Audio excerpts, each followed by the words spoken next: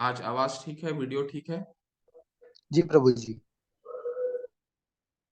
ओम अज्ञानतिमिरनाथस्य ज्ञानाञ्जनशलाकया चक्षुरुन्मीलितं येन तस्मै श्रीगुरुवे नमः।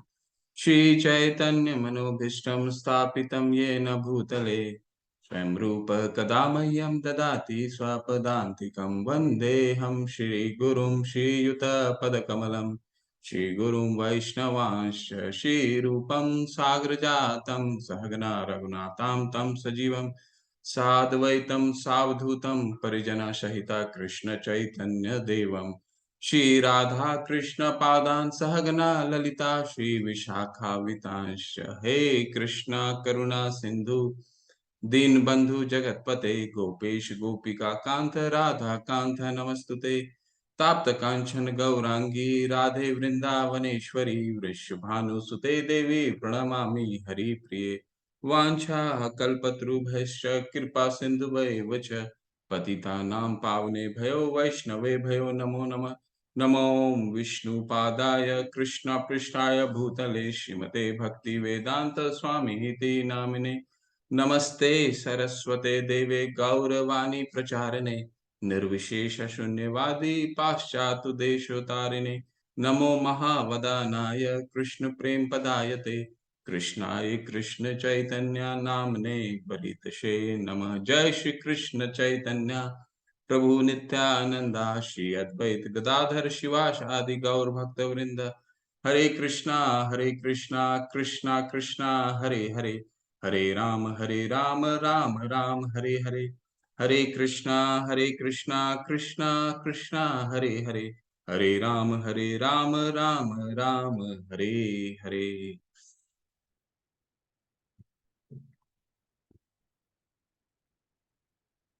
आज आप दूसरा अध्याय गीता का सारांश करेंगे हम लोग। ये अध्याय जो हर एक विषय का, जब भी आप कोई किताब पढ़ते हैं तो सबसे पहला आपको उसको प्रीफेस पढ़ना पड़ता है। तो ये इस पूरे ग्रंथ का ये सारांश है, यानी कि क्या आने वाला है ये पूरे 18 दिन में। ये पूरा ये अध्याय में हम जानेंगे, और दूसरा ये जानेंगे कि जो अर्जुन ने प्रश्न करा है, वो प्रश्न हम चर्चा भी करेंगे। आप लोग सबको थोड़ा थोड़ा याद रहना चाहिए। तो जो अर्जुन ने जो प्रश्न करे थे पहले अध्याय में, उन प्रश्नों को उत्तर देंगे। और एक बहुत ही महत्वपूर्ण विषय जो गीता का मुख्य उद्देश्य है समझाने का, भगवान, वो समझाएंगे। और सर्वप्रथम यहाँ पे भगवान इस अध्याय में बोलना आरंभ करेंगे।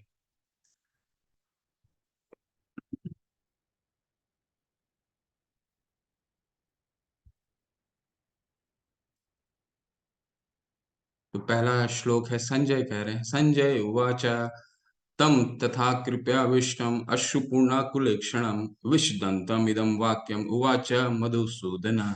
संजय ने कहा, करुणा से व्याप्त, शोक युक्त, अश्रुपूरित नेत्रों वाले अर्जुन को देखकर मधुसूदन कृष्ण ने ये शब्द कहे। तो आप में से कौन बताएगा, चैट में भी कर सकते हैं, हैंड रेज कर सकते हैं, कि अर्जुन क्यों शोक युक्त था, क्यों अश्रु, उसके नेत्रों से अश्रु क्यों बह रहा था, जबकि वो इस युद्ध की तैयारी जो है 12 वर्ष करा था उसने। पूरे पांडव जो थे, वो 12 वर्ष उस युद्ध की तैयारी करे, और युद्ध जैसी युद्ध स्थल पर पहुंचे तो अर्जुन ने कृष्ण को, भगवान को बोला कि आप इन दोनों सेनाओं के मध्य में ले चलिए मुझे। ठीक है। और कितनी प्रताड़ना, कितनी पेन उन्होंने सहा था, सारे पांडवों ने सहा था। इसके बावजूद अब ऐसा क्या हो गया कि अर्जुन जो है करुणा से व्याप्त हो गए, शोक युक्त हो गए, उनके आंखों से अश्रु निकलने लगे युद्ध के नाम से।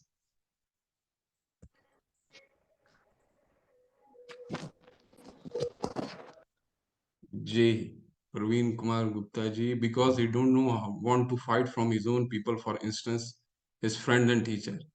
बिल्कुल माता जी, हरि बोल। अक्षिता बिष्ट माता जी, आपने ठीक उत्तर दिया।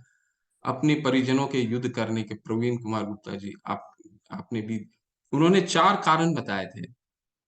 चार कारण बताए थे, कल हमने समराइज भी किया था। जब हम ये अध्याय को अंत कर रहे थे तो हमने इसको उसको समराइज भी किया था। परिवारजनों के विरुद्ध लड़ने के कारण। जी, एक कारण, सारे पहला कारण बता रहे हैं, अपने परिवार से नहीं लड़ना चाह रहे थे।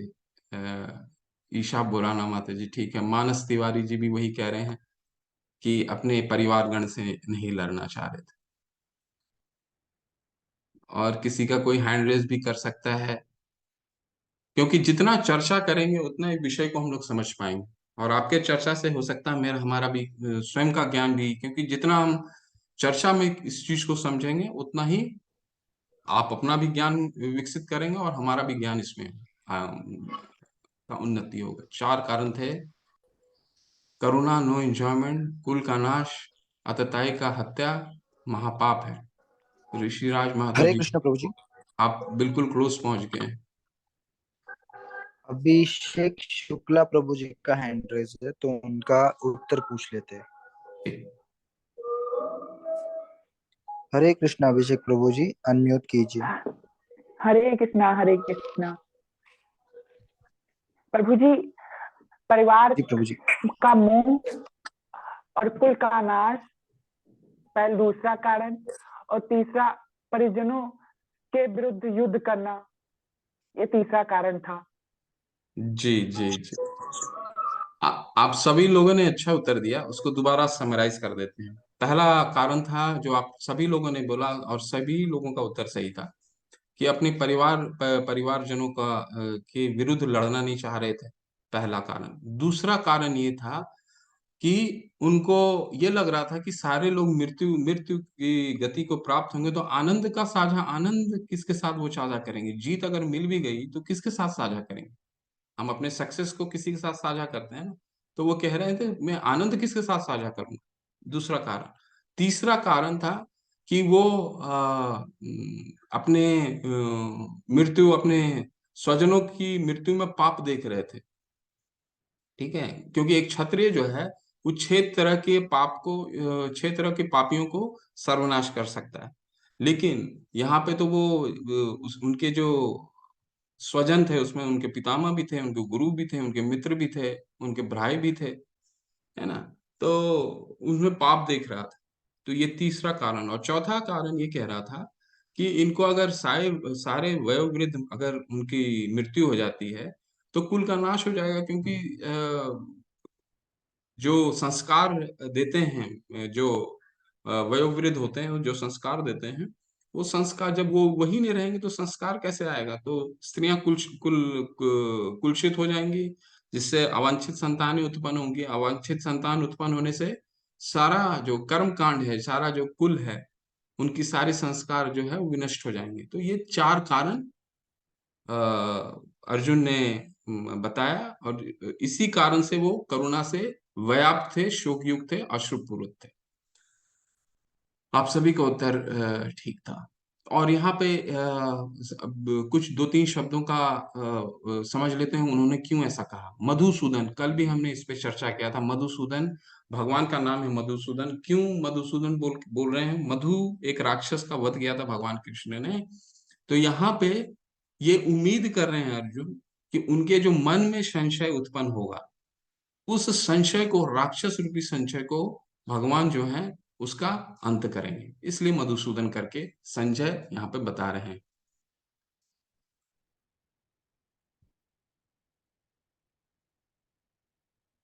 सबसे बहुत ही महत्वपूर्ण श्लोक है। श्री भगवान उवाच कुतस्तवा कश्मीलम इदम विस्मय समुपस्थितम अनार्य अनार्य जुष्टम आर्षवर्जम आकृत कर्म अर्जुन। परम पिता परमेश्वर ने कहा, मेरे प्यारे अर्जुन, ये अशुद्धियां तुम पर कैसे आई? देखिए, डांट भी लगाए, कैसे अशुद्धियां आई?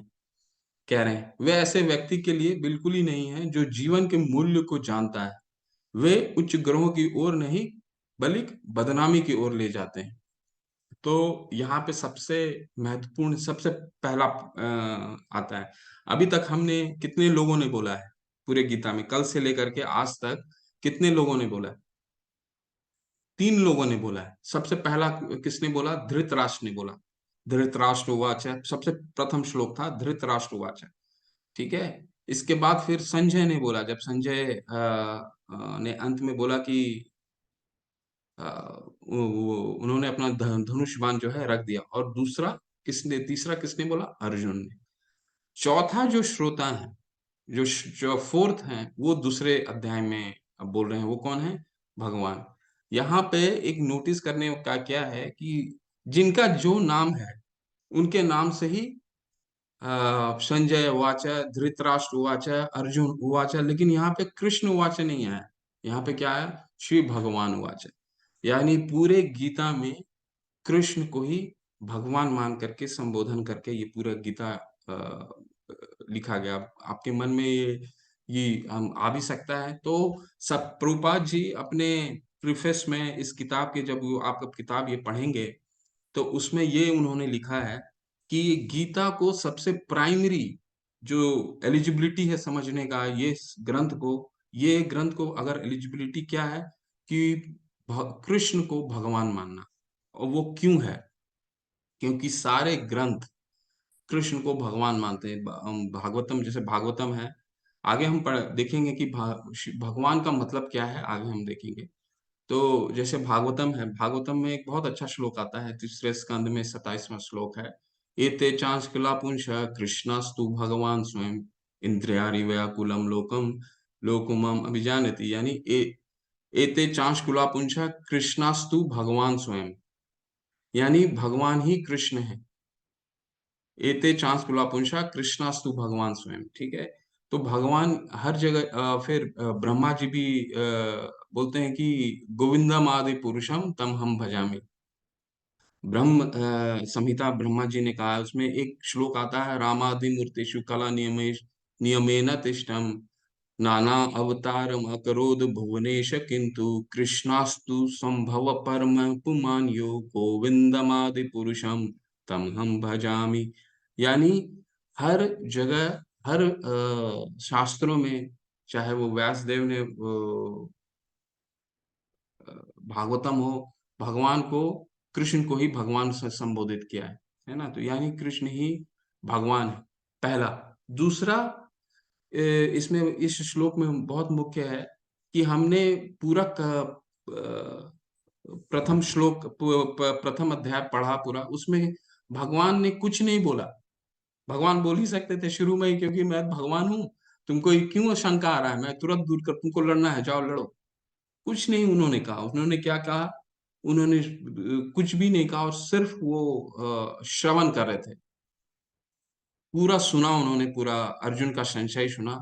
और दूसरे अध्याय में अब जाकर के वो बोल रहे हैं, जब उन्होंने सारे संशय को उन्होंने सुन लिया।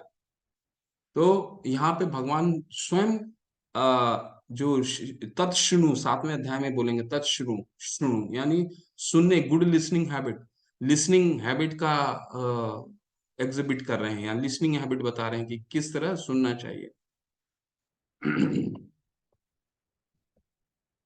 आगे बढ़ते हैं। बहुत ही महत्वपूर्ण श्लोक है ये। कार्पण्य दोषो, ये अर्जुन कह रहे हैं, यहाँ मिस हो गया। अर्जुन वाच कार्पण्य दोषोपत स्वभाव पृच्छामि त्वाम धर्म सम्मूढ़ चेता यत शेषयात निश्चितम ब्रूहि तन्मे शिष्यस्ते हम शांधि माम त्वाम प्रपन्नम। अब मैं अपनी कृपण दुर्बलता के कारण अपना कर्तव्य भूल गया हूँ और सारा धैर्य खो चुका हूँ। ऐसी अवस्था में मैं आपसे पूछ रहा हूँ कि जो मेरे लिए श्रेष्ठकर हो उसे निश्चित रूप से बताएं। अब मैं आपका शिष्य हूं और शरणागत हूं, कृपया मुझे उपदेश दें। ये अर्जुन बोल रहे हैं। ठीक है। तात्पर्य पहले पढ़ लेते हैं, फिर इस श्लोक पे थोड़ा सा चर्चा करेंगे। यह प्राकृतिक नियम है कि भौतिक कार्यकलाप की प्रणाली ही हर एक के लिए चिंता का कारण है। पग पग पर उलझन मिलती है, अतः प्रामाणिक गुरु के पास जाना आवश्यक है, जो जीवन के उद्देश्य को पूरा करने के लिए समुचित पथ निर्देश दे सके। समग्र वैदिक ग्रंथ हमें यह उपदेश देते हैं कि जीवन के अनचाहे उलझनों से मुक्त होने के लिए प्रामाणिक गुरु के पास जाना चाहिए। ये उलझने उस दवाग्नि, दवाग्नि का मतलब क्या है? आग। आग जो स्वयं लगता है, जंगल में जो आग स्वयं लग जाता है उसको दवाग्नि कहते हैं। और यहाँ पे दवाग्नि का क्या किस तरह का संबोधन है, क्योंकि इस तरह की उलझन जो प्रभुपाद जी बता रहे हैं, जो हमारे जीवन में उलझने आती हैं, ये बिन बताए आती हैं। हमें किसी को जीवन में पता नहीं होता क्या उलझन आने वाला है, तो इस उलझन को दवाग्नि करके बुला रहे हैं। ये दवाग्नि उसी तरह का है, उलझन है, उसी तरह की आग होती है जिस तरह का जंगल में बिना आग लगाए आग लगता है, जो किसी के द्वारा लगाए बिना भभक उठती है। इसी प्रकार विश्व की स्थिति ऐसी ही है कि बिना चाहे जीवन की उलझन स्वतः उत्पन्न हो जाती है। कोई नहीं चाहता है कि आग लगे, किंतु फिर भी वह लगती है और हम अत्यधिक व्याकुल हो उठते हैं। अतः मनुष्य को भौतिक उलझनों में न रहकर गुरु के पास जाना चाहिए। यही इस श्लोक का तात्पर्य है। देखिए, अब अर्जुन कोई साधारण मनुष्य नहीं था। अर्जुन था गुड़ाकेश। गुड़ाकेश मतलब उन्होंने, अर्जुन अपने अज्ञान रूपी गुड़ाकेश जिसको बोलते हैं, गुड़ाकेश जिसने अपनी नींद पे विजय पा लिया है। और नींद भी क्या, नींद भी उसने अपने पूरे अज्ञान रूपी नींद को पे विजय पा लिया है, ऐसा बताते हैं। पहला अध्याय में ही था गुड़ाकेश। दूसरा, अर्जुन जब 12 वर्ष का जब वनवास हुआ था, जब वनवास गए थे, तो उसमें उन्होंने शिव जी को प्रसन्न किया था, और उन शिव जी के विरुद्ध भी उन्होंने जीत हासिल करी थी। तब शिव जी ने उन्हें पशुपतास्त्र दिया था, है ना। तो वो कोई साधारण मनुष्य नहीं था। दूसरा, यहाँ पर उसके मन में संशय आता है, और वो ये नहीं कहता कि मैं नहीं लड़ूंगा। उसको ये पता है, उसको ये लग रहा है कि मेरा एक कर्तव्य है क्षत्रिय का लड़ने का, फिर भी मेरा जो मैं लड़ नहीं पा रहा हूं। तो वो संशय भगवान के सामने समर्पित, खुद को समर्पण किस तरह करते हैं, वो अर्जुन अपने चरित्र के माध्यम से हमें यहाँ दिखा रहा है। समर्पण किस तरह, शरणागति किया जाता है, वो इस तरह बता रहा है। और इसमें एक बहुत ही महत्वपूर्ण है, यहाँ पे कह रहे हैं जो मेरे लिए श्रेष्ठकर हो। श्रेयस्कर का आप लोग, बहुत लोग को दो चीज होते हैं, प्रियस्कर और श्रेयस्कर। अगर किसी को ज्ञात हो तो बता सकते हैं, श्रेयस्कर किसको कहते हैं, प्रियस्कर प्रेयस्कर किसको कहते हैं, या प्रेयस किसको कहते हैं। अगर कोई जानता है तो बता सकता है, नहीं तो मैं बताता हूँ। कोई हैंड चैट बॉक्स में भी डाल सकता है।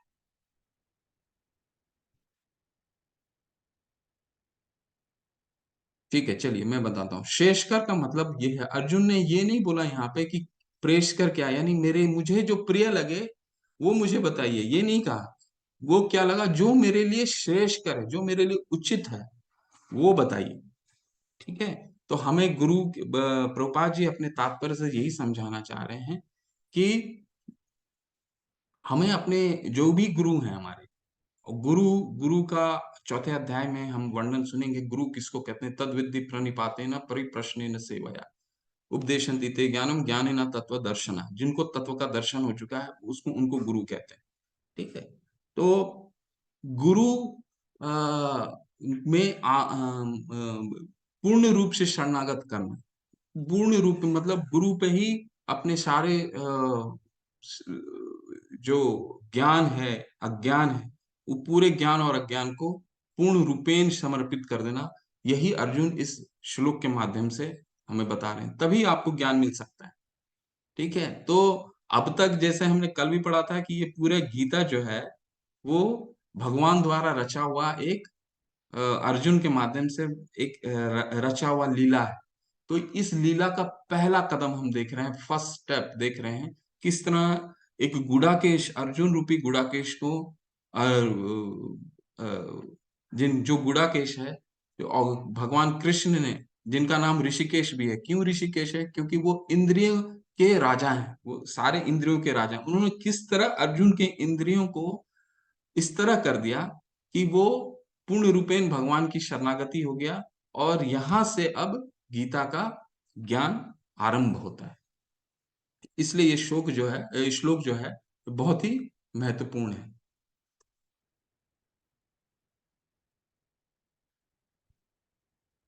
तो ये अर्जुन जो है चित्र के माध्यम से देखिए, यही शरणागति का, यही एक गुड़ाकेश अपने गुरु के को किस तरह शरणागति कर रहा है। अब हम समझते हैं भगवान का क्या अर्थ है। अब जैसे हमने सुन रखा होगा विद्वान, विद्वान का क्या मतलब है? जिसके पास विद्या है, विद्याओं का राजा यानी विद्वान। धनवान यानी जिसके पास असीम, मतलब जिसके पास धन हो उसको धनवान बोलते हैं, है ना। तो उसी तरह भगवान का क्या मतलब है? जो भग धातु से बना हुआ है। यानी ये भगवान की परिभाषा हमें पराशर मुनि, जो वेद व्यास मुनि हैं, उनके पिता देते हैं विष्णु पुराण में।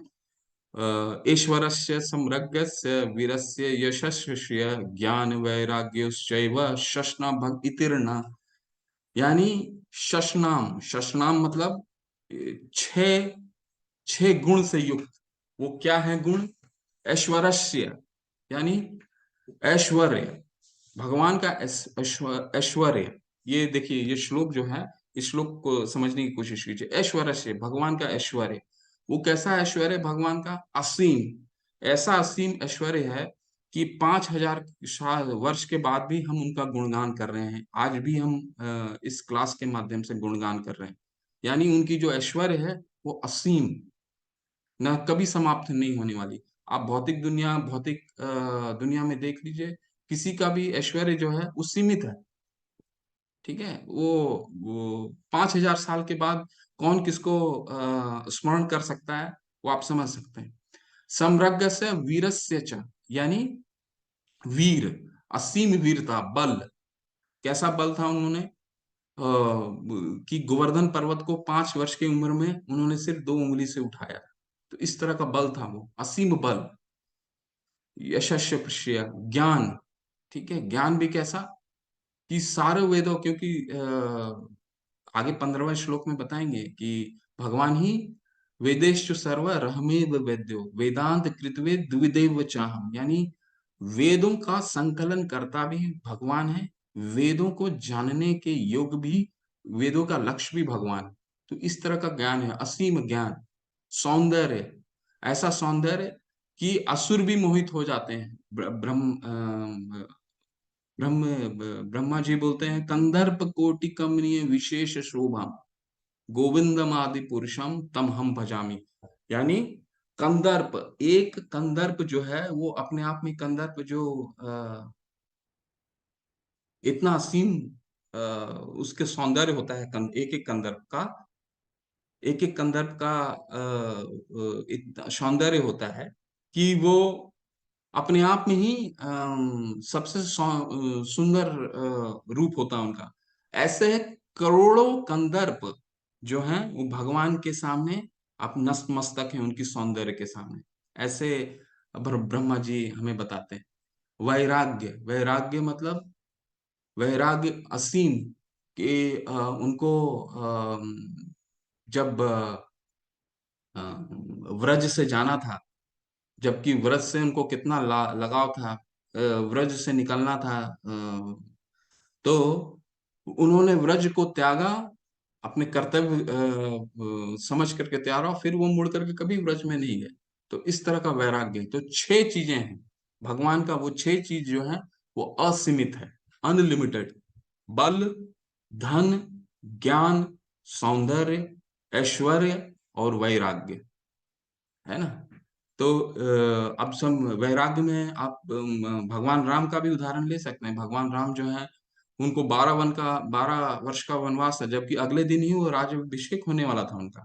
और सिर्फ पिता का बात रखने के लिए उन्होंने वो वैराग्य लिया, 12 वर्ष का वैराग्य लिया। तो भगवान की ये जो ये परिभाषा है, ये पराशर मुनि ने दिया, जो व्यास मुनि के पिता थे। अब इनको और थोड़ा सा हम लोग डिटेल में समझते हैं। परमात्मा के 3 रूप होते हैं, 3 रूपों में भगवान को जाना जा सकता है। जैसे भागवतम में बोलते हैं, वदंती तत्स्वेदम तत्वम ज्ञानंजम अदम्मव्ययम ब्रह्मात्मेति परमात्मेति भगवान इति शब्दते। 3 रूप में जाना जा सकता है, ब्रह्मा ब्रह्मति, परमात्मेति, भगवान इति शब्दते। यानी कि परमेश्वर के रूप में,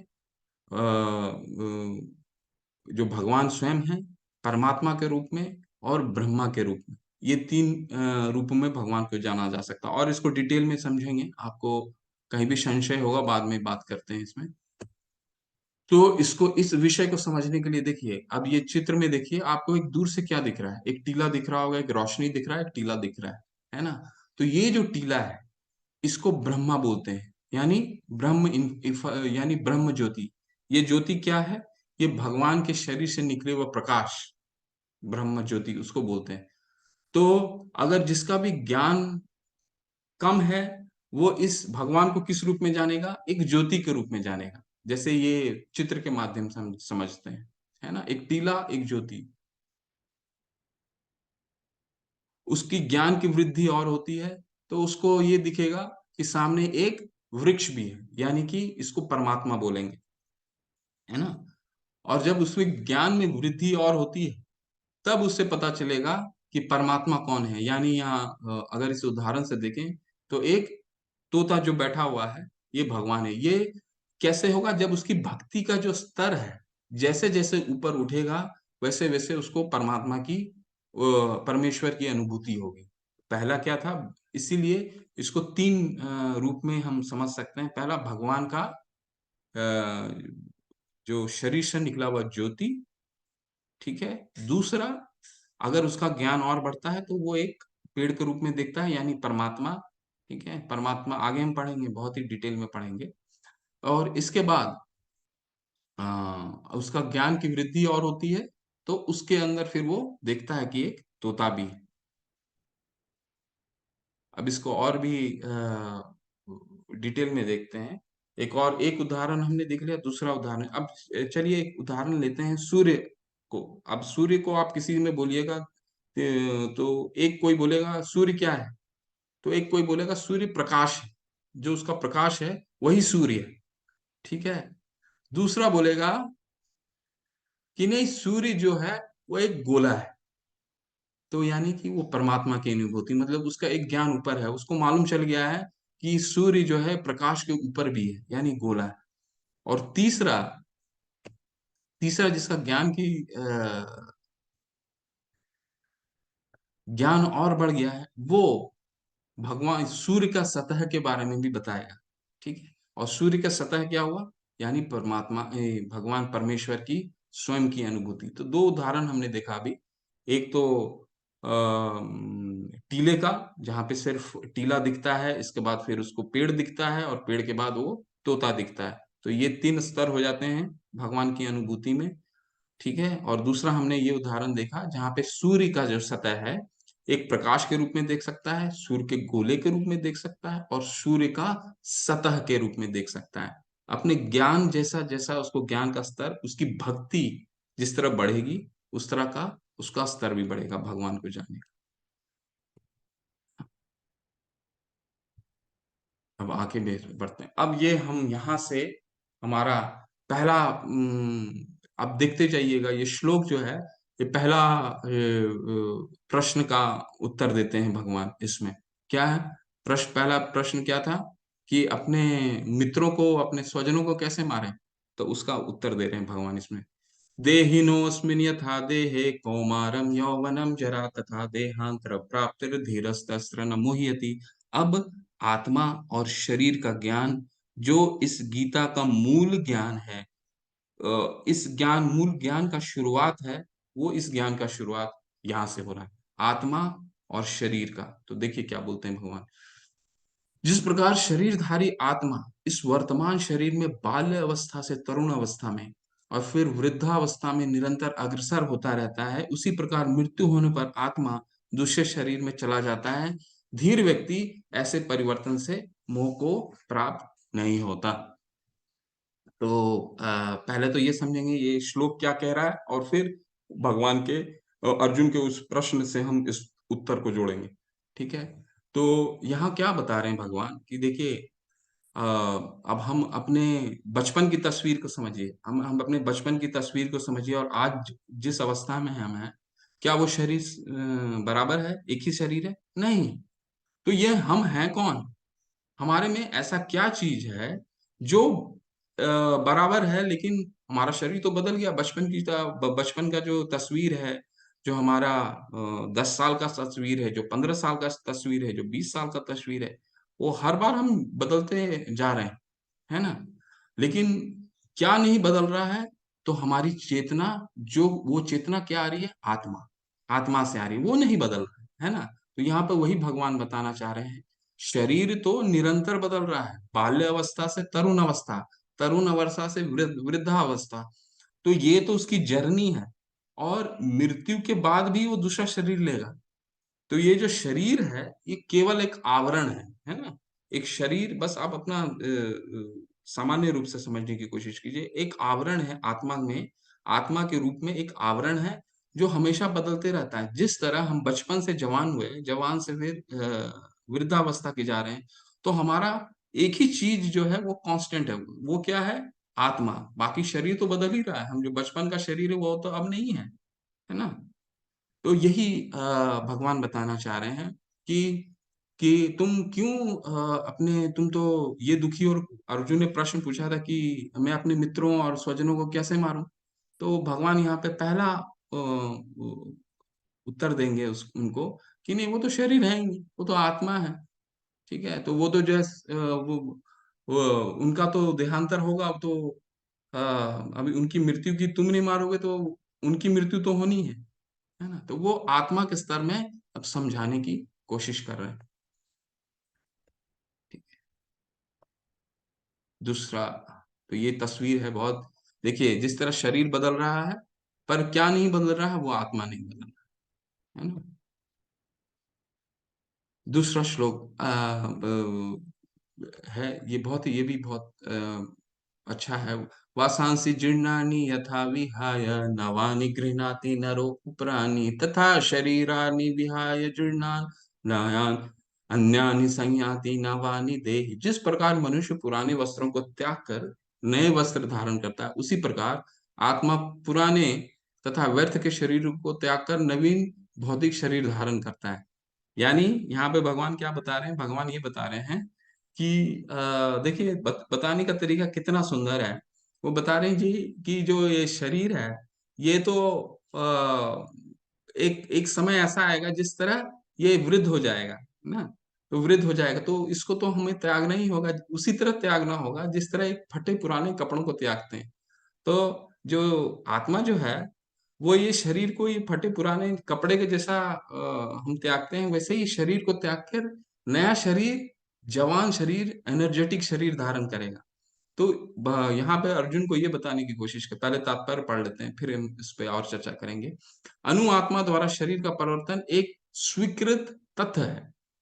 आधुनिक विज्ञानी जन तक जो आत्मा के अस्तित्व पर विश्वास नहीं करते, पर साथ ही हृदय से शक्ति साधन की व्याख्या भी नहीं कर पाते, उन परिवर्तनों को स्वीकार करने करने को बाध्य है जो बाल्यकाल में कौमारावस्था और फिर तरुणावस्था तथा वृद्धावस्था में होते रहते हैं। वृद्धावस्था में यही परिवर्तन दूसरे शरीर में स्थानांतरित हो जाते हैं। तो हम लोग क्विकली दो चीजें इसमें देखेंगे। पहला, जैसे मैंने आपको बताया कि कृष्ण भगवान जो है, अर्जुन को बता रहे तुम चिंता क्यों कर रहे हो।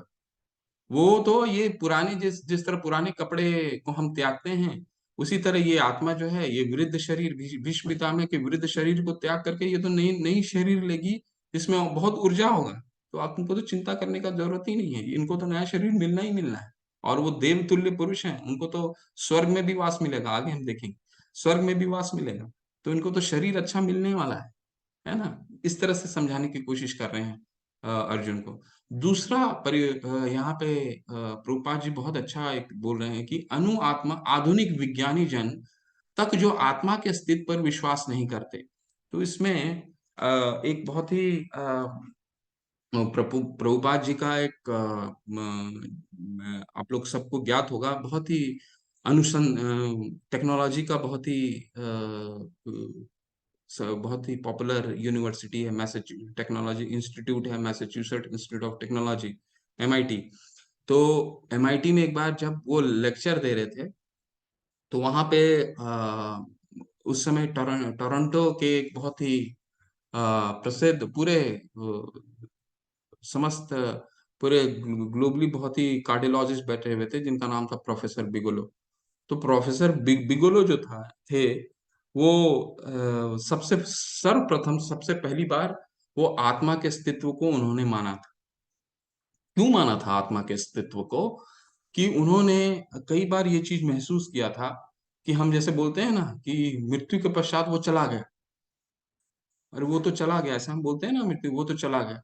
वो क्या चला गया? शरीर तो आपके पास पड़ा हुआ है, चला क्या गया? तो वही प्रोफेसर बिगलो बताते हैं कि मैं कई बार जीवन और मृत्यु को देखा हूँ बेड में, और मुझे ये बहुत आश्चर्य होता है कि एक सेकंड के अंदर जो एक आंखों की ज्योति जलती है, वो एक सेकंड के अंदर वो ज्योति चली जाती है। वो ज्योति, वो चीज क्या है जो चली गई? और आंख तो वहीं के वहीं है, पूरी शरीर वहीं है, ऐसा क्या चीज है जो वहां से चला गया?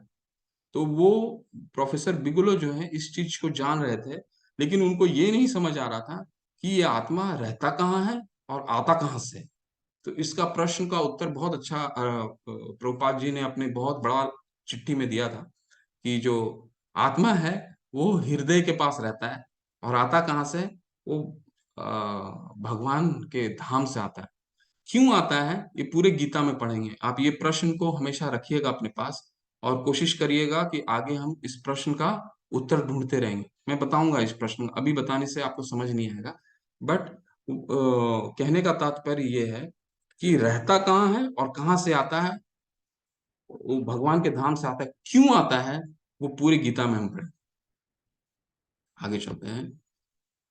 अब आगे ये बता रहे हैं, नैनम छिन्दन्ति शस्त्राणि नैनम दहति पावक न चैन कलेदयन् तापो नो शोषति नो न शोषति मारुतः। यह आत्मा न तो कभी कभी, न कभी किसी शस्त्र द्वारा खंड खंड किया जा सकता है, न अग्नि द्वारा जलाया जा सकता है, न जल द्वारा भिगोया या वायु द्वारा सुखाया जा सकता है। क्यों ऐसा हो सकता है? क्योंकि श्वेताश्वर उपनिषद है जिसमें आत्मा का साइज का वर्णन है। साइज आपको बताएंगे तो आपको भी अचंभित हो जाएगा। वहां बताते हैं, बालग्रस्त भागस्य शतधा कलिपतस्य च, यानी एक बाल का टिप, टिप जो है उसको आप 100वें हिस्से में बांटिए, उस 100वें हिस्से को फिर 100वें हिस्से में बांटिए, that is 1/10,000 part of the tip of the hair, that is the size. वही एक आत्मा का वही साइज है। तो प्रभुपाद जी बता रहे हैं कि हमारे जो विज्ञान है, वो विज्ञान तो एक बिंदु को, एक डॉट का तो साइज नाप नहीं सकता है, तो एक इसको नापना बहुत ही मुश्किल है, बहुत ही कठिन है। तो यहीं पे बताने की कोशिश कर रहे हैं कि इसको ना ही खंड खंड किया जा सकता है, ना ही जलाया जा सकता है, ना ही भिगोया जा सकता है। तो ये साइज है आत्मा का।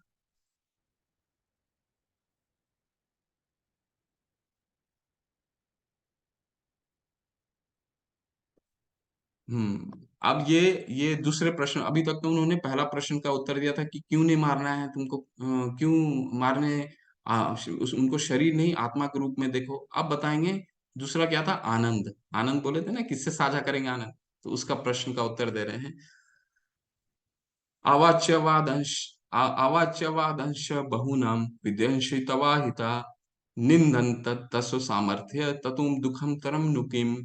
तुम्हारे शत्रु अनेक प्रकार के कटु शब्दों का से तुम्हारा वर्णन करेंगे और तुम्हारे सामर्थ्य का उपहास करेंगे, तुम्हारे लिए इससे दुखदाई और क्या हो सकता है। तो यहाँ पे भगवान बता रहे हैं कि तुम्हारा उपहास करेंगे, तुम तो क्षत्रिय हो, तुम अपने कर्म से छोड़ के भाग रहे हो, ठीक है। तो तुम आनंद तुम कह रहे हो आनंद किससे साझा करेंगे, तो पहले उनको ये उनको बता रहे हैं कि तुमको तो, तुम अगर छोड़ के चले गए तो तुम्हारा उपहास करेंगे, तुमको कायर बोलेंगे, तुम्हारा अपयश फैलेगा, ऐसा बोल रहे हैं भगवान। इसके बाद फिर एक और उस उनको अब पहले क्या बोले कि युद्ध अगर नहीं करोगे तो क्या होगा, उपहास करेंगे। युद्ध करोगे तो क्या होगा, वो भगवान बताते हैं। हतो वा प्राप्स्यसि स्वर्ग जीतवा वा मोक्षे से महीम तस्मा दुष्टि कौन्तेय युद्धाय कुंती निश्चय। हे कुंती पुत्र, तुम यदि युद्ध में मारे जाओगे, हे कुंती पुत्र, तुम यदि यदि युद्ध में मारे जाओगे तो स्वर्ग प्राप्त करोगे, या यदि तुम जीत जाओगे तो पृथ्वी का साम्राज्य का भोग करोगे। अतः दृढ़ संकल्प करके खड़े हो और युद्ध करो। तो चित्र के माध्यम से देख सकते हैं, एक तो अर्जुन समझा रहे हैं, ये भगवान समझा रहे हैं अर्जुन को कि भाई आनंद आपको जो नहीं आ रहा है, आपने कहा जी आनंद की साझा कैसे करूंगा, तो आप अगर आपने लड़ाई नहीं करा तो पहले क्या होगा, आपका आपका अपयश फैलेगा, आपकी लोग आपका मजाक उड़ाएंगे, आपको कायर बोलेंगे। और अगर आप जीत जाते हैं तो क्या होगा? या तो आप स्वर्ग भोगेंगे, ठीक है, हार जाते हैं तो स्वर्ग भोगेंगे। अगर आप युद्ध करते हैं तो क्या होगा? या जीत होगा या हार होगा। अब जीत जाएंगे तो क्या होगा? ये जैसे अब ये पृथ्वी पे आप पूरे पृथ्वी, उस समय तो पूरा पृथ्वी राज्य हुआ करता था, कोई पृथ्वी का खंड नहीं हुआ था कि भारत बन गया, अमेरिका बन गया और ये सब नहीं। वो पृथ्वी एक साम्राज्य था। पृथ्वी जीत जाओगे तो पृथ्वी का भोग करोगे, और अगर हार भी गए तो स्वर्ग का आनंद लोगे। ऐसा कह रहे हैं, ऐसा भगवान बता रहे हैं। तो इस तरह कैसे कन्विंस कर रहे हैं कि आनंद कैसे नहीं मिलेगा? आप ये नहीं युद्ध करोगे तो अपयश फैलेगा, युद्ध करोगे तो देखिए हार भी जाओगे तो भी स्वर्ग प्राप्त करोगे, और अगर आप जीत गए तो भाई पृथ्वी आपको मिलेगा पूरा। ठीक है, तो ये आंसर तीसरा था। अब ये तीसरे प्रश्न का उत्तर है। तीसरा प्रश्न क्या था? तीसरा प्रश्न था कि इनको मारने पे हमें पाप लगेगा। तो यहाँ भगवान समझा रहे हैं कि तुम युद्ध करो, है ना? युद्ध करना अनिवार्य है, क्योंकि युद्ध नहीं करोगे तो तुम्हारा अपयश फैल जाएगा। ठीक है, और भगवान के लिए जो कोई भी कार्य करता है उस कार्य को भक्ति बोलते हैं। अब उसको भगवान समझाएंगे पाप से कैसे जोड़ते हैं, वो देखते हैं। नेहा विक्रमनाशोस्ति प्रत्यवायु न विद्यते स्वल्पमस्य धर्मस्य त्रायते महतो भयात्। इस प्रयास में न तो हानि होती है, न ही हास्य, अपितु इस पथ पर की गई अल्प प्रगति भी महान भय से रक्षा कर सकती है। तो भगवान यहाँ बता रहे हैं तुम चिंता मत करो, भक्ति में किया गया कोई भी कार्य न पाप होता है न पुण्य होता है ना? न ही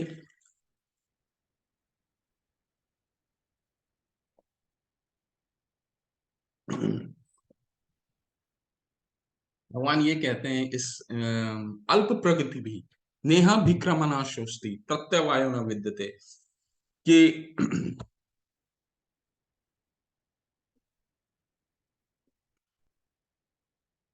अल्प प्रगति, भक्ति में कोई पास नहीं होता, कोई फेल नहीं होता है। भक्ति में भगवान सिर्फ प्रयास देखते हैं। ठीक है, हनुमान जी ने पूरी लंका को जला दिया था, तो इसमें किसी की हानि नहीं हुई। वो भगवान ने सिर्फ प्रयास देखा था, है ना? और यहाँ पे ये कह रहे हैं नेहा विक्रमणाशोस्ति प्रत्यवायो न विद्यते, यानी अगर हम थोड़ा भी भक्ति में प्रगति करते हैं तो वो प्रगति जो है अगले जन्म में हमें वहीं से शुरू कर सकते हैं। वो उसकी शुरुआत वहीं से होगी। अब जैसे भौतिक जगत में क्या है, भौतिक जगत में क्या है, एक कक्षा से आप दूसरा कक्षा गए तो आपको नए से शुरुआत करना पड़ेगा, है ना? आपने एक बार कुछ पढ़ाई कर लिया तो अगले जन्म में ऐसा नहीं कि आप अगर आपको मनुष्य योनि हमें मिलता है तो अगले जन्म में भी हमको, हमने ग्रेजुएट कर लिया तो हम वहां से पोस्ट ग्रेजुएशन से स्टार्ट करेंगे, नहीं। लेकिन भक्ति में ये चीज है, क्योंकि यहाँ स्वयं भगवान बोल रहे हैं नेहा विक्रमणाशोस्ति प्रत्यवायो न विद्यते। थोड़ी भी प्रगति भी, थोड़ी प्रगति भी हमें उस पथ पर अल्प प्रगति भी महान भय से रक्षा कर सकती है। तो यहाँ भगवान कैसे इसमें यहाँ पे दुख या सुख, हानि या लाभ से ऊपर उठ करके लड़ने के लिए भगवान बोल रहे हैं। तो क्यों नहीं पाप लगेगा? पाप इसलिए नहीं लगेगा क्योंकि ये भगवान के लिए कार्य कर रहे हैं, भगवान बोल रहे हैं इसलिए भगवान के लिए कार्य कर रहे हैं। तो भगवान के लिए कोई भी क्या कार्य जो है वो भक्ति है, तो उसमें हानि सुख दुख, हानि या लाभ से तो ऊपर हो गया ना वो, इसलिए पाप नहीं लगे। थोड़ा फास्ट में चलते हैं। अब चौथा चौथा प्रश्न क्या था? चौथा प्रश्न ये था पारंपरिक परंपराएं जो हैं विनिष्ट हो जाएंगी। तो इसके दो श्लोक हैं, वो पढ़ते हैं। त्रैगुण्य विषय वेदा निस्त्रैगुण्य भव अर्जुन निर्द्वंदो नित्व सत्वस्थो निर्योग क्षेम आत्मवान यावनार्थ उत्पाने सवर्त संप्लुदोत के तावनार सर्वेषु वेदेषु ब्रह्मण से विजानतः। तो यहाँ कह रहे हैं भगवान त्रिगुण्या विषया वेदा, यानी ये श्लोक शायद हम आगे भी पढ़ेंगे। तो त्रिगुणिया विषया वेदा निस्त्रिगुणिया भव अर्जुन निर्द्वंद्व सत्व नित्व सत्वस्तो निर्योग क्षेम आत्मवान, यानी वेदों का जानने का जो मुख्य लक्ष्य है वो क्या है? भगवान, है ना, भगवान को जानना ही वेदों का मुख्य लक्ष्य है। तो अगर हम कोई भी कार्य भक्ति में करते हैं तो कर्म कांड से तो ऊपर हो गया ना, क्योंकि हम ये कह रहे हैं कि पितृगण अगर कोई भी अवांछित संतानें हो जाएंगी, लेकिन और हमारी कुल दूषित हो जाएगा, कुल परंपरा नष्ट हो जाएंगी, लेकिन हम ये सारा कार्य जो है वो तो भगवान के लिए कर रहे हैं, और भगवान के लिए किया हुआ जो कार्य है वो भगवान की प्रसन्नता के लिए है, तो उसमें तो हम इससे ऊपर उठ गए ना, है ना। तो इसका हम लोग और भी आगे में ये श्लोक अभी इसके बाद भी है, तो इसको और अच्छे से समझेंगे। व्यवसाय आत्मिका बुद्धि एक है कुरुनंदना बहुशाखा हिनंताश बुद्धयो सब व्यवसाय नाम। तो पांचवा भी कारण था जो इस अध्याय में आया था, वो क्या कारण था? कार्पण्य दोषो उपहता स्वभाव, यानी अर्जुन जो थे वो निर्णय नहीं ले पा रहे थे, क्या करूं क्या नहीं करूं, लड़ूं नहीं लड़ूं, ठीक है, तो अनिर्णय। तो उसका उत्तर ये है, व्यवसाय आत्मिका बुद्धि एक कुरुनंदना बहुशाखा हिनंताश बुद्धयो व्यवसाय नाम। जो इस मार्ग पर चलते हैं वे प्रयोजन में दृढ़ रहते हैं और उनका लक्ष्य भी एक होता है। हे कुरुनंदन, जो दृढ़ प्रतिज्ञ है नहीं है उनकी बुद्धि अनेक शाखाओं में विभक्त है। तो व्यवसाय आत्मिका बुद्धि का क्या मतलब है? कि जो कृष्णा भावनामृत में स्थित है, यानी जो भगवान की सेवा कर रहा है, भगवान बोल रहे हैं युद्ध करने के लिए, वो भगवान की अगर वो भगवान की बात मान करके युद्ध कर रहा है तो भगवान की सेवा कर रहा है। क्यों? क्योंकि वो उसको विश्वास हो गया है कि कृष्ण ही सभी के मूल कारण है। हम्म। तो भगवान यही कह रहे हैं कि जो अगर जिसको ये विश्वास हो गया है कि भगवान ही सभी कारणों के कारण है, तो वो तो परिवार, राष्ट्र, समाज के लिए कार्य करने की उसको आवश्यकता ही नहीं पड़ती, वो तो सिर्फ एक ही कार्य जानता है, भगवान की सेवा करना, है ना। तो उसको ही कहते हैं व्यवसाय आत्मिका बुद्धि, जो अपने बुद्धि से दृढ़, बुद्धि में दृढ़ता जिसकी आ जाती है। तो जो अर्जुन का प्रश्न, अनिर्णय में कहा जाऊं नहीं जाऊं, तो ये भगवान बता रहे हैं अगर तुम भगवान के लिए कार्य करोगे तो बुद्धि जो है व्यवसाय आत्मिका हो जाएगी, दृढ़ हो जाएगी। हाँ देखिए, ये प्रश्न आता है, त्रैगुण्या विषया वेदा निस्त्रैगुण्या भवार्जुन निर्द्वंद्व नित्व सत्वस्थो निर्योग क्षेम आत्मवान। वेदों में मुख्यतः प्रकृति के तीन गुणों का वर्णन हुआ है। हे अर्जुन, इन तीन गुणों से ऊपर उठो, समस्त देवताओं, लाभ या सुरक्षा की सारी चिंताओं से मुक्त होकर आत्मपरायण बनो। यानी भगवान बोल रहे हैं कि वेदों का जो मुख्य है, आप बोल रहे थे ना हम कि अवांछित स्थानें उत्पन्न हो जाएंगी, फिर पितरों को कौन पिंडदान करेगा। तो भगवान यहाँ बता रहे हैं तुम सिर्फ भगवान, सारे वेदों का एक ही मुख्य उद्देश्य है भगवान को जानना, है ना। अगर आप कृष्णा भावनामृत हो जाते हैं तो प्रभुपाद जी ने पिछले श्लोक में, पिछले अध्याय में भी कहा था कि हजारों पितरों को आप उद्धार कर देते हैं सिर्फ कृष्णा भावनामृत होने से ही। बहुत महत्वपूर्ण श्लोक है और बहुत लोगों को, आप लोग को आपने सुन भी रखा होगा, बहुत ही फेमस और पॉपुलर श्लोक भी है ये। कर्मण्येवाधिकारस्ते माँ फलेषु कदाचन माँ कर्म फल हेतु भूम माँ ते संगोस्त कर्मणि।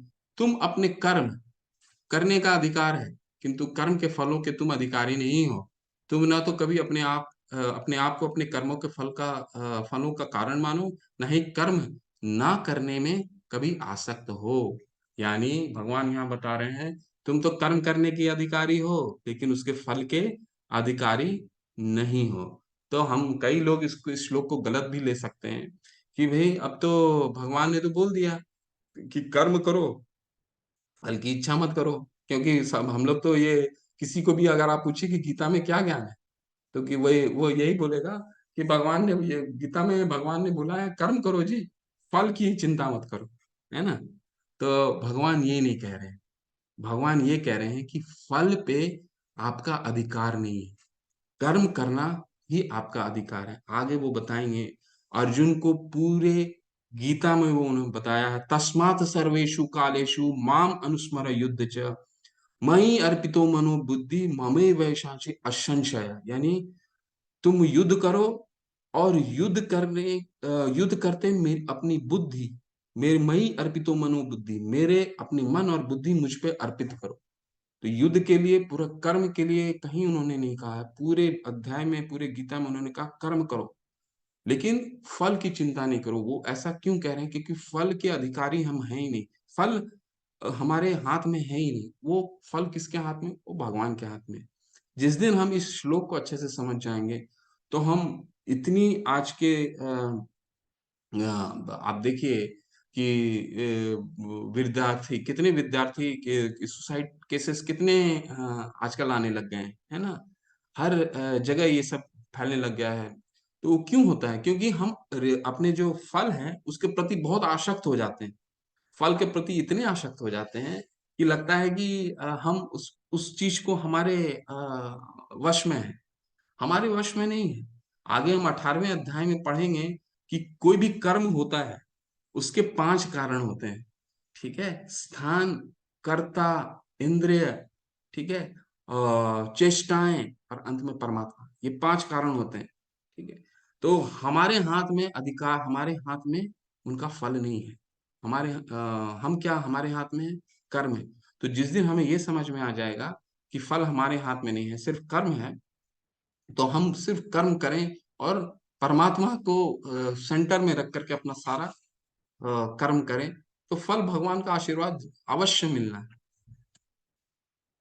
श्री भगवान उवाच प्रजाहति यदा कामान् प्रजाहति प्रजाहति यथा कमान सर्वान् पार्थ आत्मनि मनोगतान आत्मने वात्मना तुष्टम स्थित प्रज्ञोस्तु दोचते। श्री भगवान ने कहा, हे पार्थ, जब मनुष्य मनोधर्म से उत्पन्न होने वाले इंद्र तृप्ति की समस्त कामनाओं का परित्याग कर देता है, और जब इस तरह से विशुद्ध हुआ, उसका मन आत्मा से संतोष प्राप्त करता है, तो वह विशुद्ध दिव्य चेतना को प्राप्त कहा जाता है। अब यहाँ पे भगवान एक बहुत ही महत्वपूर्ण विषय को लेके आए हैं कि स्थित प्रज्ञा। स्थित प्रज्ञा यानी जो बुद्धि में बिल्कुल आत्माराम हो गया, सारा विषय वासना को उसने सारी विषय वासना को त्याग दिया है, और केवल कृष्ण भावनामृत में लगा हुआ है। और उसकी जो कृष्ण भावना में लगा रहता है, उसके विषय वासना स्वतः ही दब जाती हैं, है ना? तो स्थिर बुद्धि कौन है? यहाँ पे स्थिर बुद्धि बता रहे हैं ना, स्थिर बुद्धि जो अपने समस्त कामनाओं का परित्याग कर देता है, यानी अपने इंद्रियों को संयमित रखता है। इंद्रियों कैसे संयमित हो जाती हैं? क्योंकि वो इंद्रियों की चिंता ही नहीं करता ना, वो तो भगवान की सेवा में लगा हुआ है, भगवान को भोग लगा रहा है, भगवान की कीर्तन कर रहा है, भगवान के शिक्षाओं का प्रचार कर रहा है। तो उसकी तो इंद्रियां स्वतः ही भगवान की सेवा में लगेंगी, उसको तो किसी और चीज की चिंता ही नहीं है। तो वो कौन है? उसको भगवान बोल रहे हैं स्थिर बुद्धि। अब जैसे उदाहरण के रूप में कुछ कुछ उदाहरण देखेंगे, बहुत अच्छे अच्छे उदाहरण है इसमें। प्रहलाद महाराज, ठीक है, प्रहलाद महाराज, आगे पढ़ेंगे। प्रहलाद महाराज जो थे, इनके पिता के बहुत बड़े भक्त, असुर पुत्र थे। इनके पिता थे हिरण्यकशिपु, और ये भगवान के बहुत बड़े भक्त थे। और इनके पिता असुर, उस समय के सबसे दो राजा थे, दो असुर थे इनके भाई, और ये सबसे बहुत असुर थे। और अपने पुत्र के उनके जो पुत्र थे वो भगवान के बहुत बड़े भक्त थे। तो वो चाहते थे, हिरण्यकशिपु हमेशा चाहता था कि उनका जो पुत्र है उनको ही भगवान माने। असुर तो यही चाहते हैं ना, असुर तो भगवान को मानते नहीं।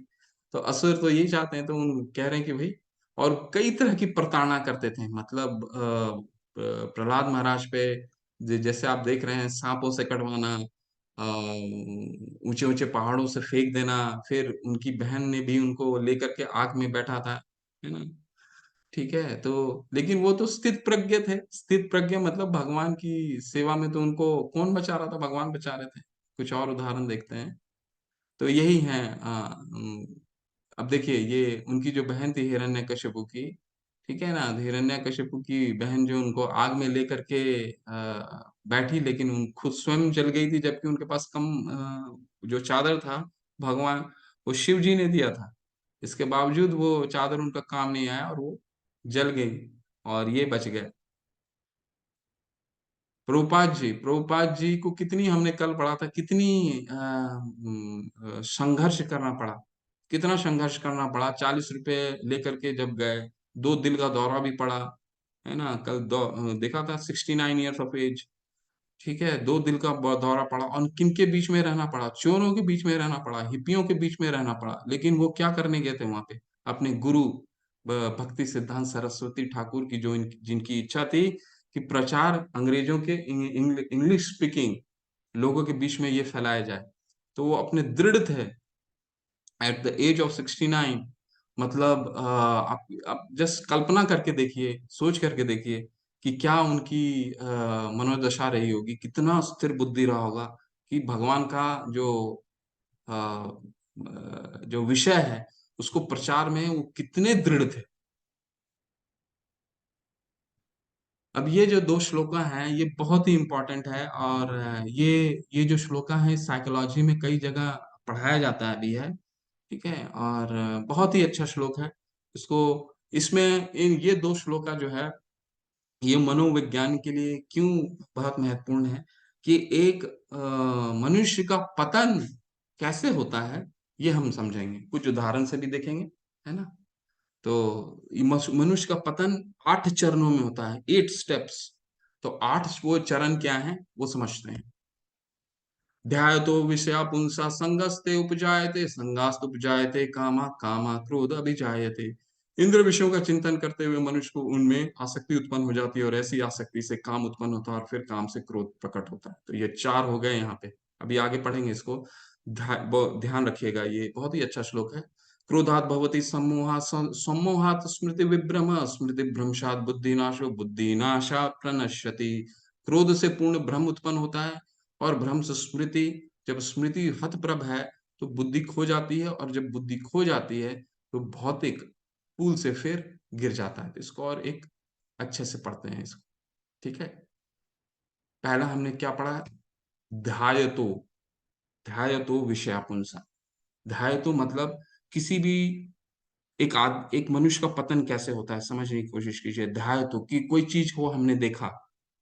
लेट अस टेक एक एक उदाहरण ले लेते हैं, ठीक है। उदाहरण लेते हैं कि 2 मित्र हैं, ठीक है। एक का जो है वो पेट खराब हो गया, कुछ खाने से पेट खराब हो गया है, और 2 मित्र जो हैं वो बाहर निकले हैं। लेकिन उसको जो एक जिसका स्वास्थ्य खराब है, उसको बाहर के जो खाना है, चाट वाट, उसको बहुत पसंद है। लेट अस टेक दैट वो एग्जाम उदाहरण ले लेते हैं, है ना। तो अब इसमें विषय क्या हो गया, विषय हो गया कि उसको जो चाट है वो विषय हो गया, ठीक है। ध्यायतो क्या हो गया, अब उसने चाट देख लिया, ध्यायतो विषयापुंसा, यानी अब वो उसने चाट देख लिया, उसका शरीर खराब है, स्वास्थ्य खराब है। अब उस पे चाट देख लिया तो उसको मन करने लगा कि इसको मुझे खाना है, काश ये मुझे मिल जाए। तो यहाँ होता है यहाँ, ठीक है।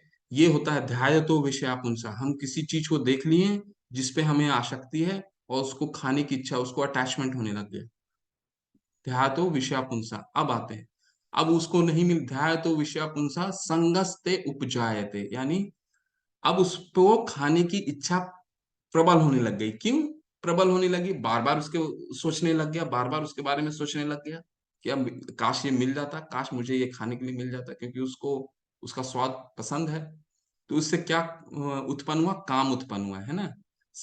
तो क्या हमने पढ़ा, ध्यायतो विषयापुंसा संगस्ते उपजायते, संगास्त उपजायते कामा, यानी काम हो गया।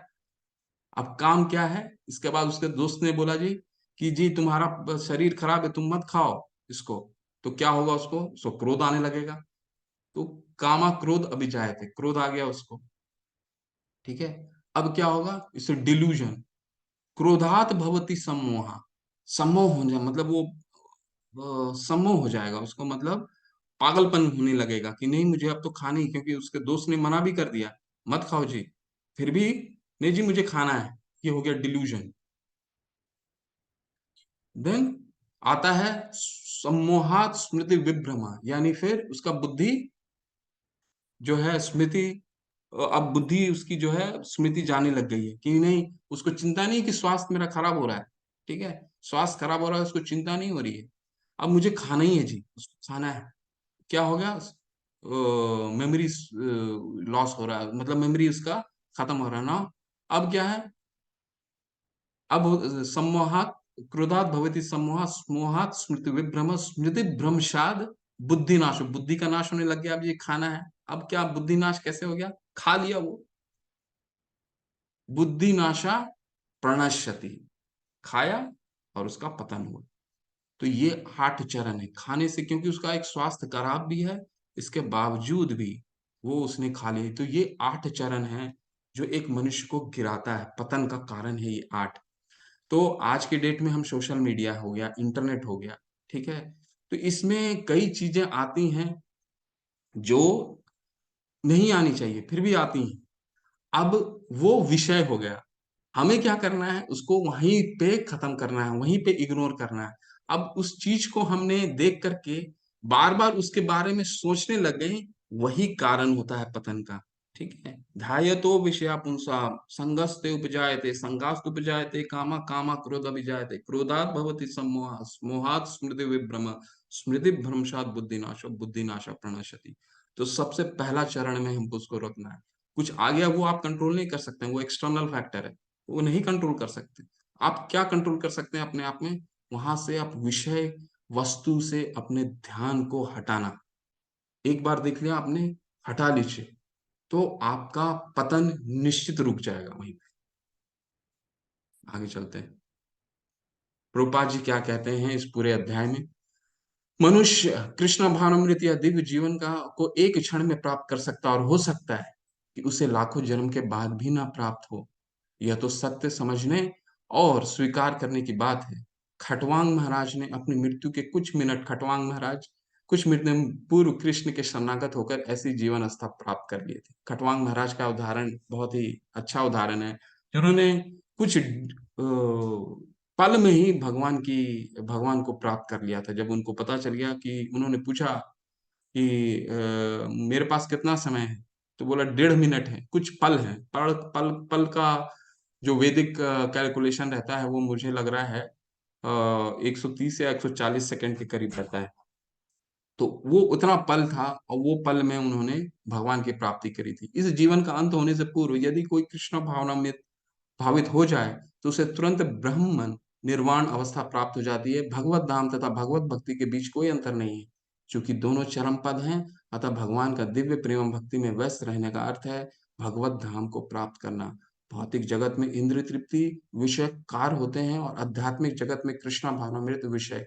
इस जीवन में ही कृष्णा भावनामृत की प्राप्ति तत्काल ब्रह्म प्राप्ति जैसी है, और जो कृष्णा भावनामृत में स्थित होता है वह निश्चित रूप से पहले ही भगवत धाम में प्रवेश कर चुका होता है।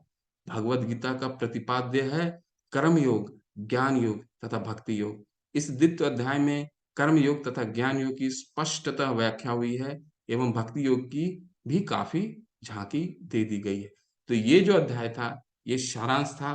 क्या हम पढ़ने वाले हैं 18 दिन में, क्या आने वाला है, इसका सारांश था, जिसमें हमने कर्म योग भी देखा, ज्ञान योग भी देखा और कुछ भक्ति योग देखा, जो अंत में बोले हैं भगवान स्थित प्रज्ञा कौन होता है, आत्माराम कौन होता है, जिसके उदाहरण में हमने प्रभुपाद जी का देखा, प्रहलाद महाराज का देखा। ये उदाहरण से हमारा कल का अध्याय शुरू होता है होगा। तो ये कुछ समरी है जो हम कल करेंगे, क्योंकि आज अगर हमने समरी कर लिया तो कल हमें ध्यान में नहीं रहेगा। समरी इसका कल करेंगे, कल कुछ कुछ नोट कीजिएगा, समरी चर्चा करेंगे। हरे ठीक है, कृष्ण हरे प्रभु कृष्णा। जी। प्रभु जी प्रश्न तो ले लेते हैं। आप माफी चाहते हैं, थोड़ा सा देरी हो गया, लेकिन ये विषय, ये जो अध्याय है ये काफी बड़ा अध्याय है, सबसे बड़ा अध्याय है ये, और 18। हरे कृष्ण सभी को। अगर किसी के कोई भी प्रश्न है तो आप एक तो चैट बॉक्स में डाल सकते हो, नहीं तो हैंड रेस करके प्रभु जी को पूछ सकते हो। राजेश दुलाल प्रभु जी का प्रश्न है, हैंड रेस किया है। कृष्ण प्रभु जी, अगर आपको निकल जाना है तो आप जा सकते हैं, मैं ले लूंगा प्रश्न। आपने लिखा है ना प्रभु जी, चैट? हाँ हाँ जी, आप ले लोगे। जी जी, ले लूंगा। जी प्रभु जी क्षमा कीजिए, थोड़ा बाहर हाँ जाना जी है जी जी इसलिए। जी जी जी, बिल्कुल बिल्कुल बिल्कुल। हरे कृष्ण प्रभु जी, दंडवत हरे प्रणाम। कृष्ण, धन्यवाद, प्रणाम, धन्यवाद। क्षमा कीजिए। राजेश प्रभु जी, हरे कृष्णा, बोलिए।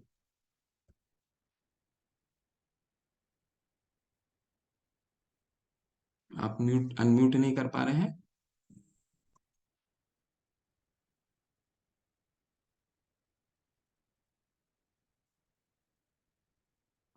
और राजेश कृष्ण प्रभु जी, अनम्यूट कीजिए आप अपने आप को।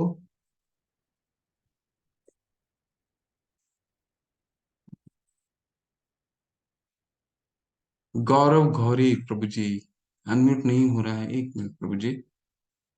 गौरव गौरी प्रभु जी, आप पूछे खटवांग महाराज कौन थे? खटवांग महाराज देवतुल्य पुरुष थे। उन्होंने स्वर्ग में युद्ध करा था। तो उन्होंने देवताओं से पूछा कि उनके पास अब कितना समय है।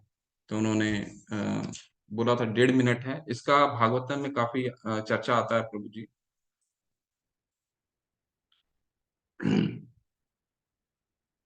तो 1.5 मिनट है, 60 सेकंड के करीब है। तो उन्होंने तुरंत शरणागति किया भगवान का और उन्हें भगवत धाम की प्राप्ति हुई, है ना।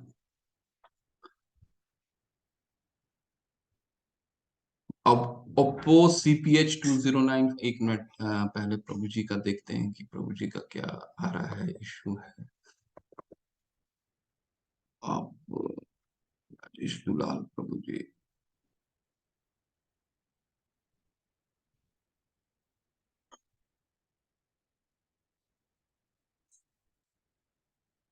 राजेश दुलाल प्रभु जी, आप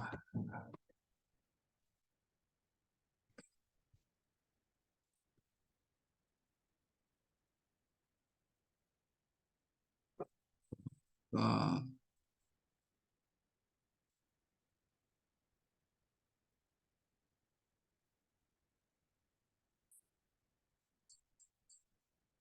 राजेश दुलाल प्रभु चले गए क्या? नहीं नहीं, ठीक है।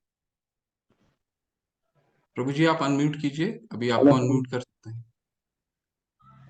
हेलो प्रभु जी, कोटि कोटि नमन वंदन करते हरे हुए कृष्ण, राधे तरुण राधे। प्रणाम, बोलिए बोलिए प्रभु जी, बोलिए। मेरा प्रश्न यही है कि प्रभु जी, आज हमने जो भी दूसरे अध्याय में पढ़े, भगवान के आकार के बारे में पढ़े और कर्म के बारे में पढ़े, फल के बारे में पढ़े।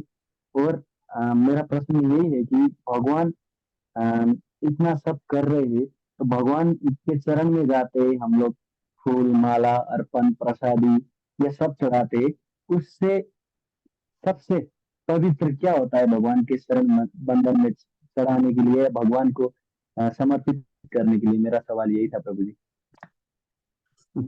सर्वधर्मान् परित्यज्य माम एकम शरणम व्रज अहम त्वाम सर्व पापेभ्यो इष्यामि मा शुचः। पूरा जर्नी 18 दिन का, आप दूसरे दिन ही आप उत्तर जानना चाह रहे हैं, तो 18 दिन, 18वें अध्याय तक चलिए प्रभु जी, तब आपको समझेंगे आप। जब भगवान 66वें श्लोक में बोलते हैं, सारा कुछ बता देंगे भगवान। इसके बाद भगवान बोलेंगे सर्वधर्मान परित्यज्य माम एकम शरणम व्रज अहम त्वाम सर्व पापेभ्यो इष्यामि मा शुचः। यानी तुम जितनी चीजें मैंने तुमको बोली है, तुम वो सबका त्याग करके मेरे पास आ जाओ, मेरी शरण ग्रहण कर लो, डरो मत, मैं तुम्हारा उद्धार करूंगा। विभीषण जी जब गए थे और वो सबसे आपने पूछा कि सबसे सबसे अच्छी चीज क्या है भगवान को, तो स्वयं को समर्पित करना, स्वयं को समर्पित करना ही सबसे उत्तम चीज है। अपने सारे कार्य को, अपने सारे का, आप लोग म्यूट करके रखें प्लीज, अपने सारे कार्य को भगवान के लिए करना, भगवान की सेवा में अर्पित करते हुए कार्य करना, ये सबसे सबसे उत्तम है ना प्रभु जी। और इसको, ये प्रश्न आपके मन में हमेशा चलते रहना चाहिए, क्योंकि आज मैंने बता दिया तो पूरे गीता आपको समझने में बहुत ही मुश्किल पड़ेगा। तो एक चरण में चलिए, 9वें अध्याय में आपको कुछ ज्ञान मिलेगा। 9वां अध्याय भक्ति का गुह्य, परम गुह्य ज्ञान है। यहाँ पे पता चलेगा कि भगवान हमसे क्या, हमको किस तरह से भक्ति करने के लिए बोलते हैं। ठीक है, भक्ति जो है, भगवान की सेवा, वही सबसे सबसे परम लक्ष्य है। जीव का परम लक्ष्य भगवान की सेवा करना है ना जी। और किसी का कुछ प्रश्न है? आप लास्ट वाला पतन वाला एक बार और बता सकते हैं प्रभु जी? कल बताएंगे आयुर प्रभु जी, बहुत ही बढ़िया श्लोक है वो। Will discuss it tomorrow.